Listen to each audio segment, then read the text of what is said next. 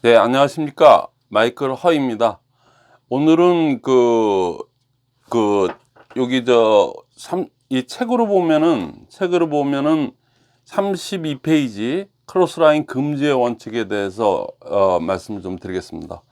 오늘은 제가 뭐 이렇게 책을 갖다 이렇게 뭐 몇 쪽이다 그러고 별로 그런 얘기 안 하고 그냥 책은 그냥 원론적인 부분이기 때문에 그냥 이렇게 얘기하고 제가 이제 말로 이제 설명을 하는 거 그런 위주로 했었는데, 이 크로스라인 금지의 원칙 그 뭐 철칙이라고도까지 합니다. 근데 이건 워낙 또 중요한 겁니다. 절대 긍정의 원칙이 제일 그 대원칙이기 때문에 이 네트워크 사회는 저당간에 절대 긍정의 원칙이 그냥 전체적으로 그냥 긍정의 에너지가 둥둥 떠다니게 할 정도로 그냥 바닥에 깔려 있어야 됩니다. 이건 뭐 절대 긍정의 대원칙은 대원칙이기 때문에 그건 그냥 근저에 깔려 있어야 되는데, 그 자체가 그냥 의미상 다 갖고 있어요. 절대 긍정의 원칙이기 때문에 절대 긍정, 그 상식적으로 생각하는 그 절대 긍정하고 똑같기 때문에 그냥 그건 그렇게 지켜지면은 지켜질 수가 있어요. 또 사람의 또 인품에 따라서, 인격에 따라서 또 그거를 갖다가 그냥 얘기 안 하고 그냥 좋은 것만 얘기하시는, 평상시 우리 일반 사회에서도 그러신 분들 많지 않습니까? 그런 분들 굳이 남 이렇게 어디 좀 시끄러운 얘기, 좀 안 좋은 얘기 이런 건 잘 안 하시고, 그러고 그냥 그 자기 가슴에다 묻어놓고 그냥 뭐 좋은 분위기 좋은 얘기, 긍정적인 얘기만 하시는 그런 인품의 소유자들도 우리가 일반 사회에서도 많이 있지 않습니까? 그냥 그 인품 그대로 그렇게 하시면 되는 거지, 그게 상식에서 어긋난 게 아니기 때문에 절대 긍정의 원칙은 그냥 상식적으로 그렇게 설명을 해도 되고, 그러니까 뭐 별로 그렇게 사실은 어떤 의미에서는 설명할 것도 없어요. 근데 크로스라인 금지의 원칙은 제가 이렇게 쪽 32페이지를 갖다가 이렇게 지정을 하면서까지 얘기하는 게, 네트워크를 하시는 분 중에서도 이게 철칙이라고 할 정도로 중요한 거고, 63년 동안 그냥 이거 하나가 이렇게 그냥 지켜지지 않으면은 네트워크가 붕괴가 된다. 그 정도로 중요한 원칙이고 철칙인데, 크로스라인의 원칙이 그 영어로 돼 있어서 그런지 잘 이해들을 못해서 제가 이게 쪽수까지 얘기해가면서 책을 읽어가면서 이렇게 한번 해보시는 그게 좋을 것 같아요. 제가 이번에는 한번 이렇게 지정을 해서 말씀을 드립니다. 크로스라인 그 정의서부터 좀 얘기를 할게요. 크로스는 교차라는 뜻을 갖고 있어요. 라인은 라인, 그러니까 라인 있지 않습니까? 그러니까 라인을 갖다가 교차하면 안 된다. 그러니까 여기서 얘기하는 건 그룹, 그러니까는 우리 스폰서의 그 직계 라인, 그러니까 저 LOS라는 것도 설명을 해야 되는데, 라인 오브 스폰서십이라고 그래서 내가 나하고 전혀 관계없는 스폰서, 나한테 이 사업을 전달해서 뭐 잘났든 못났든 간에 그분이 스폰서야. 그러면 뭐 우리가 부모 자식지간에도 내가 우리 집에서 태어나고 싶어서 태어난 건 아니지 않습니까? 그냥 태어나서 이렇게 살다 보니까 그렇게 되듯이 이거 똑같아요. 안내해서 그 사람 얘기를 듣고 그 정보를 듣고 나도 한번 이거 해봐야 되겠다. 그러니까 그렇게 해서 그 부모 자식지간의 연을 맺게 된 겁니다. 스폰서하고 파트너는 나중에 또 말씀드리겠지만은 이게 부모 자식지간의 그 관계랑 똑같아요. 나의 고아를 막론하고 똑같아요. 뭐 요만큼도 다를 게 없어요. 그래서 오늘은 그런 아주 예를 많이 들어가면서 제가 말씀드릴게요. 스토리 위주로 이렇게 얘기를 하겠습니다. 그러니까 LOS라고 하는 것은 라인 오브 스폰서십이니까 내 직계 라인, 가족으로 얘기한다면 그래야 이해가 편하니까 내 아버지, 내 그거 하고 얘기해야지, 우리 가정의 문제를 갖다가 삼촌한테 얘기했어도 안 되는 거예요. 삼촌한테 얘기해도 안 되고, 뭐 작은 아버지지만도 그건 이게 틀리거든요. 직계가 아니지 않습니까? 직계가.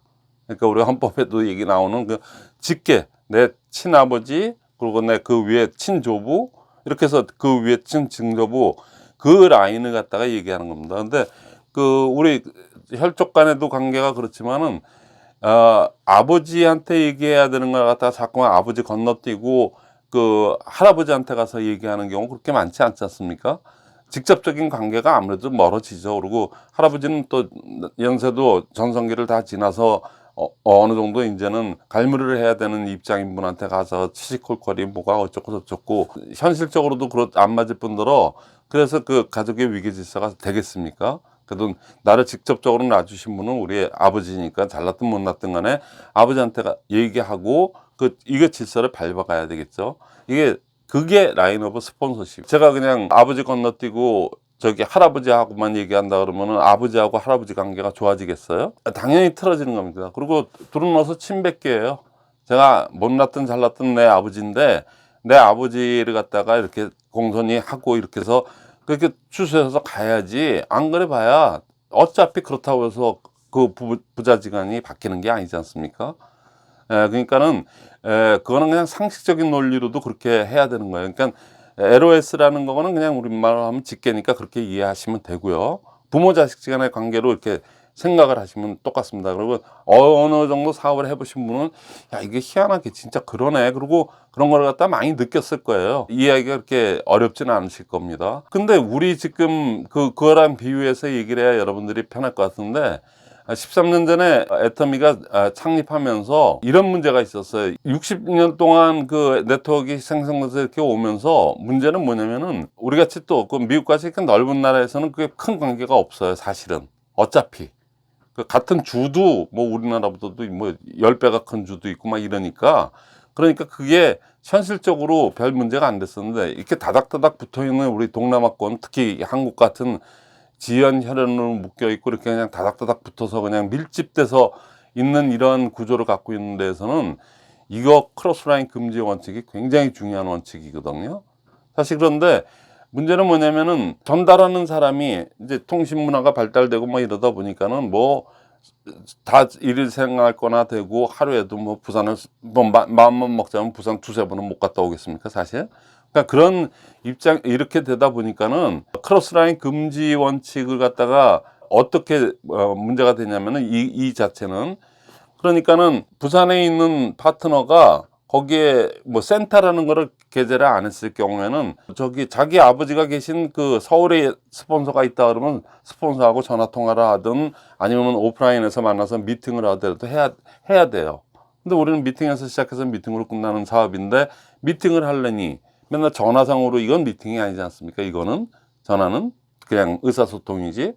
그러니까 미팅을 하려는데 부산에 있는 파트너가 이렇게 올 수 있고 제주도에 있는 파트너가 이렇게 올 수는 없지 않습니까? 그러니까 그게 옛날서부터 크로스라인은 굉장히 중요한 철칙임에도 불구하고 그러니까 모여 있어도 이거를 정확하게 지켜야 된다. 그래서 그게 아주 그냥 철칙처럼 했는데 회장님께서 처음에 그건 너무 불편하지 않냐? 그래서 그 사업자들의 편의를 갖다 도모해서 그냥 그거를 갖다가 어떻게 보면 좀 무시했다고 봐야 되겠죠. 그래서 그거를 무시하고 편의 위주로 이제 의사소통의 그 수단들이 많기 때문에 충분하다 그래도 우리는 절대 품질 절대 가격으로 사람들은 모이게 돼 있기 때문에 그 가정하에 그렇게 해서 센터를 갖다 전국에 1000몇백 개 센터까지 늘려가면서 거기에 또 센터비까지 지급을 하면서 이게 정확한 의미에서 센터비가 아닙니다. 센터 그거 차렸으니까 6%를 주겠다? 이게 아니에요. 교육수당입니다. 교육수당. 센터라는 하드웨어가 있는 게 아니고 하드웨어 때문에 하드웨어를 세웠으니까 그것도 돈 월세 한 200만 원 내겠구만 평수가 50평 되니까 뭐 이러니까 그거 보조금으로 6%를 준다고 아직도 착각하고 계신 분들이 무지 많은데 그게 아닙니다. 그게 10평짜리든 100평짜리든 관계가 없어요. 아무래도 100평짜리면 사람들이 더 많이 많이 모일 수밖에 없으니까 센터비가 많이 나오겠죠. 근데 이건 정확한 의미에서 센터비가 아니고 교육센터, 교육비입니다. 교육 수당으로 나가는 거기 때문에 교육이 일어나지를 않는데 이거 지급하는 게 아니에요. 근데 교육 형식상으로도 직급 도전식의 그런 거기다 그런 식으로 이렇게 하더라도 그것도 교육이라고 보고 그냥 주는 거일 뿐이지 착각을 하시면 안 되거든요. 양질의 교육이 제대로 일어나야 되는데 그렇단 말이죠. 그래서 어쨌거나 그 전국에 천몇백 개 센터가 이렇게 생기면서 그 센터를 갖다 이렇게 운영을 하게 보다 보니까는 거기에 한 어떤 데는 뭐 30개, 50개 라인 뭐 그냥 각기 틀린 라인들이 큰 센터 같은 경우는 그렇게 해서 이렇게 모여 있어요. 그러다 보니까 이 크로스라인 금지의 원칙이라는 거 의미도 모를 뿐더러, 그리고 이게 크로스라인 금지가 뭐야? 그거 왜 알아야 돼? 이미 그 자체가 형상적으로 봤을 때는 크로스라인이 엄청나게 일어나고 있는 겁니다. 그냥 외형적으로 보더라도 30개 각기 틀은, 스폰서가 각기 틀린 30개, 40개 뭐 아니면 열 몇 개 작아도 그런 분들이 모여서 같이 재심압력 차원에서 그렇게 한다는 그 자체가 하드웨어적으로 보면은 크로스라인이 허용된 거라고 보는 거죠. 그래서 그래도 이게 될까? 그런데도 자당안에 애터맨이 이렇게 왔어요. 그러면서 이제 규정을 책에도 그렇게 써놨지만, 그래서 거기서 일어날 수 있는 거는 유인행위가 엄청나게 일어나기 때문에, 라인이 틀린 데가 많기 때문에, 우리 옛날 말에 남이 떡이 크다는 그 말 있지 않습니까? 그 굉장히 실생활에 많이 적용되는 그 실질적으로 사람 심리가 그래요. 우리 스폰서는 찌질한 것 같은데 저쪽 라인에 있는 스폰서가 얘기하는 거는 와, 저분은 뭐 네트워크 경험도 있는 것 같고, 그 속 들어가 보면 실제 안 그런 경우가 더 많을 수도 있는데, 그냥 일단은 저분이 말 더 잘하는 거고, 저분은 네트워크 선수야, 네트워크를 제대로 알고 얘기하시는 분 같아, 그리고 그쪽은 그래서 잘 되나 봐, 또 그렇게 또 얘기를 들었어. 그러니까는 내 스폰서는 아무것도 좀 아닌 것 같고, 그러니까 거기서 자꾸만 유인행위가 그쪽으로 가게 되고 그러지 않습니까? 그래서 그 유인행위 근절을 위해서 크로스라인 금지의 원칙이 생겼고, 사실은 그 이전 소프트웨어적인 측면에서는 그보다 더 심각한 문제들이 있었어요. 그래서 초창기서부터 일어났던 건데, 우리는 처음서부터 그게 이렇게 하다 보니까 크로스라인 금지의 원칙 자체가 그게 뭐야? 그리고 또 영어로 돼 있기 때문에 크로스라인? 그거 뭐야? 한국말로 참 번역하기도 뭐합니다. 그래서 그렇게 되는데, 정확한 의미는 라인이 틀린 분들하고는 인사하고 덕담하고 안녕하세요, 좋은 아침입니다, 그리고 뭐 신수가 좋으시네요, 뭐 이 정도 얘기를 하는 거지, 거기서 사업에 관련된 얘기는 절대로 하면 안 된다요. 절대로 하면 안 된다. 그러니까 철칙이거든요. 근데 실제 그렇게 모아놓으니까 3, 40개 각기 다른 라인들이 이렇게 모여서 교육이라고 이렇게 교육을 갖다 이렇게 하다 보니까는 아주 그 장이 돼 버렸어요. 크로스 라인을 하라는 장이 돼 버린 겁니다. 그러니까 했는데 거기는 어때요? 그리고 얘기 들어보니까 남이 떡이 더 커 보이거든요. 자꾸만 그런 문제들이 어마어마하게 일어나 가지고, 이 문화 자체는 그렇게 모여서 재심압력이 일어나야 되는데, 사람은 남이 떡이 더 커 보이기 때문에, 그리고 그런 크로스라인 금지 원칙이라는 게 있는지도 몰랐어요. 몰라요. 지금도 모르시는 분들 엄청나게 많습니다. 그래서 그거 그냥 그게 무슨 크게 뭐가 돼? 그러니까는 그냥 친하다는 이유로, 바깥이 먹었다는 이유로, 그래서 그냥 전혀 관계없는 라인하고 얘기들을 막 하다 보니까, 그러니까 뭐 저쪽에서 뭐 한다면 뭐 무슨 국장계를 한다니까 그것도 무슨 시스템이라고, 그냥 그쪽으로 우르르 몰려가서 해가지고 라인 이동하고 뭐 별짓 해갖고 맨날 싸움 나고, 아주 그 크로스라인 금지의 원칙을 갖다, 이게 금도인데 그게 그냥 형태적으로도 그렇고 실질적으로도 그냥 바로 옆에 앉아 있는 분이 다 각기 틀린 사람들이다 보니까 이렇게 돼서 다 얘기하게 되지 않습니까? 구조적으로. 그러니까는, 그래서 크로스라인 금지의 원칙은 괜히 얘기하면 그거 왜 또 새삼스럽게 지금 와서 이렇게 얘기해야 돼?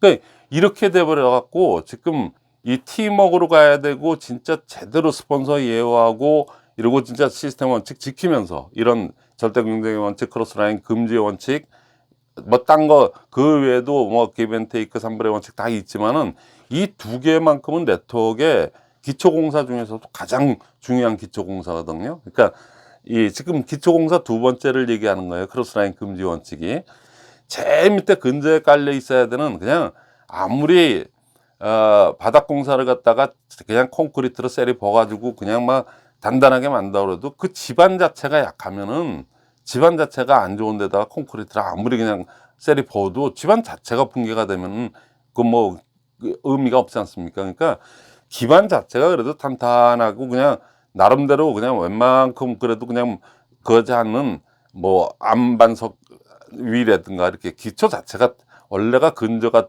든든한 게 절대 긍정의 원칙이라면, 그 위에 콘크리트를 붓는 그래도 모르니까 붙는 작업이 이 크로스라인 금지의 원칙이라는 그거거든요.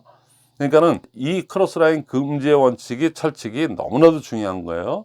그러면 이 크로스라인 금지의 원칙이 어떻게 해서 형성이 됐느냐를 여러분들이 아셔야지, 그 역사를 알아야지 그럴 수가 있겠구나, 그러고 그랬었구나. 근데 지금이라고 달라질 거 하나도 없거든요. 그러니까 그 역사를 아셔야 돼요. 옛날에